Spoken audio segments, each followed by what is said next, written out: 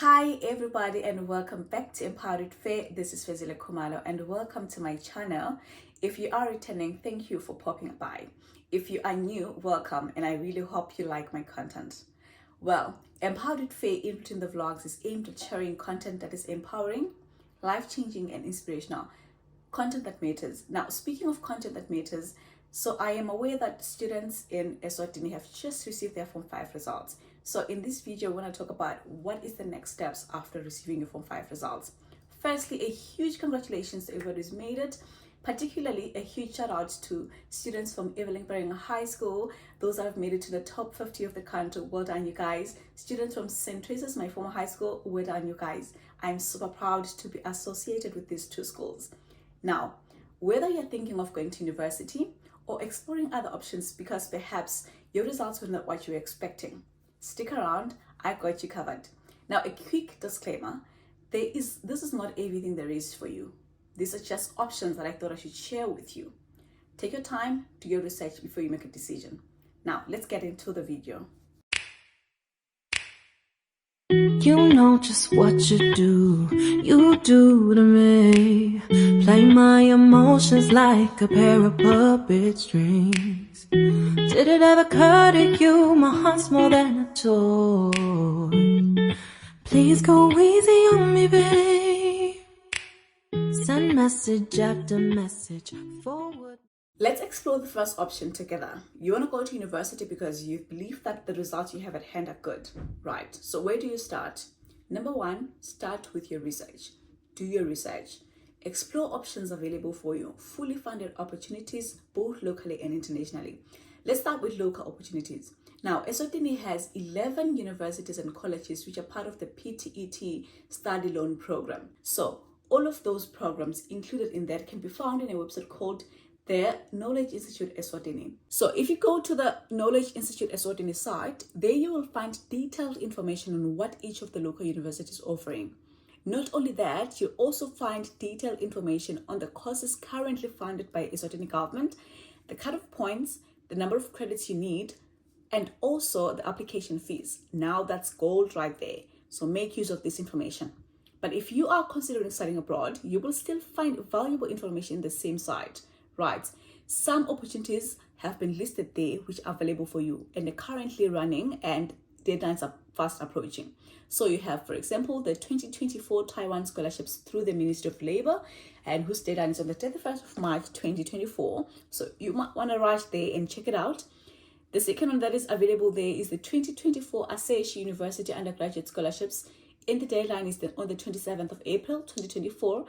And another one listed there is the 2024 Wells Mountain Initiative Scholars Program for studying in local and African universities. This information is available on the website and I'm going to link all the links below, right? You might just want to pause this video right now and go and check it out now. Make sure that you take your time, you read through the information that's available for you there. Now, let's go to option number 2, dealing with unexpected results. Not every outcome matches our expectations. If your Form 5 results were not what you were expecting, it's okay. Take your time, make sure you're composed, and then assess your options. It's time to consider alternative routes to achieve your goals. Here are some options available for you. Number 1, consider reassessing your goals. If, for example, you were hoping that you'd get good grades and go and do nursing at Mabani campus, University of Eswatini, for example, and your points that you have currently are not meeting the cutoff point, you might want to consider a different college offering the same course or program. You might also consider going to Restart or re-upgrading your results so that at least you meet your cutoff points the next coming year. That is part of reassessing your goals. There are many routes that lead you to the final goal. Secondly, exploring vocational training programs. Now, these are very crucial in the current economy because they're addressing skills gap in industry and most young people tend to overlook these. I understand that not everyone thrives to traditional academic settings, and so vocational training offers alternative pathway to success for individuals who prefer a more practical, technical, and hands-on approach to learning. Vocational training programs equip individuals with practical skills that are in high demand across various industries, helping to bridge the skills gap and meet the needs of the labor market. So this is not just a second option if you cannot enroll in a formal academic institution, but could be a pathway you want to take if you're more technical. Now, the good thing is that you can then venture into business after acquiring your qualification and your learning. In the description box below, I have attached all the links of the options available for you in Eswatini. Programs covered by SQUAT, for example, Kwamile Voc Team, MITC, and SITC. Right, so please make sure that you make use of this information because most of these courses even available, they are funded by the government. Other options to consider if you did not receive the right results are investing time in personal development. And this is the third thing that I wanted to talk about, making the most of your time. So these things I want to talk about next apply to both people hoping to go to university very soon, but in the waiting period, and also those of you that haven't received the best result. So while you're waiting, whether to go to university or to explore other options, it's time to broaden your horizons. What can you do with the time you have now? Investing in personal development and growth. How do you, as a young person, invest in personal development and growth? Firstly, if you haven't started reading and you want to consider reading, you might want to start by exploring the genres available. Fiction, non-fiction, self-help books, biographies, memoirs, all of those things are available. So explore by taking one book and read and evaluate how you feel about it, right? Now, reading does not only enhance knowledge, but also improves the vocabulary and critical thinking skills. And really, it helps you to stay focused. And also, most of the time, you find yourself occupied with the book instead of doing other things that are not beneficial to your personal growth anyway. Subscribe to YouTube channels and attend webinars that offer valuable insight on personal growth, career development, leadership, and other relevant topics on leveraging your soft skills like communication, time management, emotional intelligence, etc. There are a lot of channels that are available out there. People are on YouTube doing the most, and YouTube is literally a school that you can go to for free. I have linked some interesting channels in my description box that you want to explore as a young person, particularly if you're keen of personal development. The third option would be listening to podcasts.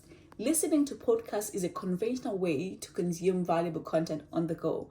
You can do it while jogging, while walking, while doing your chores around the house. You know, my most favorite time to listen to podcasts is when I'm boarding public transport because there's so much noise, so much talking. Of course, you want to be friendly to people next to you, but then that is an ideal time for me most of the time to listen to a podcast or something inspirational.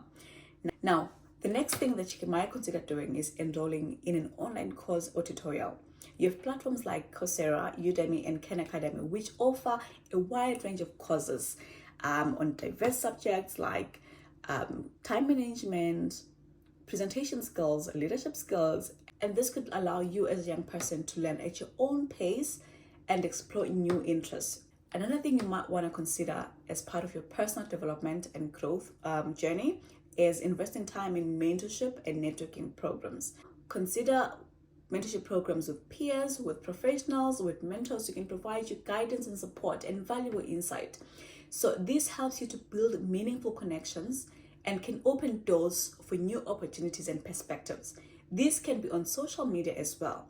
So while you're busy having fun on Instagram, find also people or accounts that are worth following where you can build meaningful connections with those people and perhaps seek mentorship if you need that. Another thing you might want to consider doing is volunteering, right? So how do you do that? Firstly, do your research on non-profit organizations or charities or community groups that align with your interests and values. It could be interest in education, conservation, climate change, sports, health and wellness, fitness and health, all of those things. Think of the options that you might have and then approach those people, write to them in their emails or contact them in their social media platform, ask to be available or to be of service in their organizations. And then you might be asked to do things like fundraising, coordinating events, planning for events, tutoring if it's an educational platform, some things like that. And all of those things will help you boost your CV because you'll be curating your skill. Other skills you'll find yourself developing in the process will be time management, leadership, communication skills, presentation skills. All of those things are crucial in curating a good CV once you start going to the world out there. Now, let's go to the next option. Initiating or starting a business, venturing into a business. Right. Now, identify the key skills interests and passions to brainstorm and potential business ideas around. If you're passionate with baking, for example, think of what do you want to bake. Do you want to focus on muffins, or do you want to focus on cakes, or do you want to focus on this and that? Think of that thing and then sit down and narrow it. Secondly, you want to sit down and start drafting your business plan. And there's quite a wide range of resources available for you online for doing just that. So in the plan, you want to outline your objectives, your target markets, your marketing strategies, financial projection, operational details, etc. So a well thought out business plan serves as a roadmap for your venture and enhances your chances of success. Now, start small and gradually scale up your business and then gain experience and traction. So I would suggest that you have a mentor, somebody who is entrepreneurial like you, who's going to take you through the baby steps, step 1, step 2, all the way up. Guidance is very important because learning from one's experience and receiving constructive feedback can help you elevate very quickly and navigate challenges quite easily. Stay adaptable also and resilient in the face of obstacles. Business is not a joke, right? So building a business requires perseverance, creativity, and a willingness to learn from setbacks. It doesn't mean that you're going to start today with your baking and then next week you're a millionaire. It does not work like that. So I will encourage you to embrace failures as valuable learning opportunities and then continuously iterate and improve your business model as you go along. Now, another option that's usually overlooked when it comes to personal growth and development is enhancing your hobbies. Things like music, dancing, singing, craft, art, etc. All of those things can really help you to enhance your creative skills and can make money for you in the long run, and can literally help you to stay away from habits of taking drugs and just spending your time meaninglessly. So with your time that you have currently, think of exploring those options. And the last thing would be physical and mental well-being. I cannot overemphasize the importance of maintaining physical and mental well-being as an integral part of your personal growth. I would like to encourage you to exercise regularly, to practice mindfulness, healthy habits, healthy eating habits, and overall promoting wellness and resilience. And there you have it. That's all I had for you. So navigating life after Form 5 comes with lots of opportunities and possibilities. So whether you think of going to university or starting a business or taking a gap year or traveling, if you afford that, there is no one size fits all. So think about what you want to do, what interests you, your passions, and make the right decision.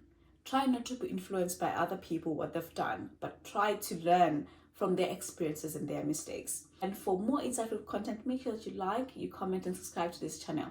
Until next time, do take care. Goodbye.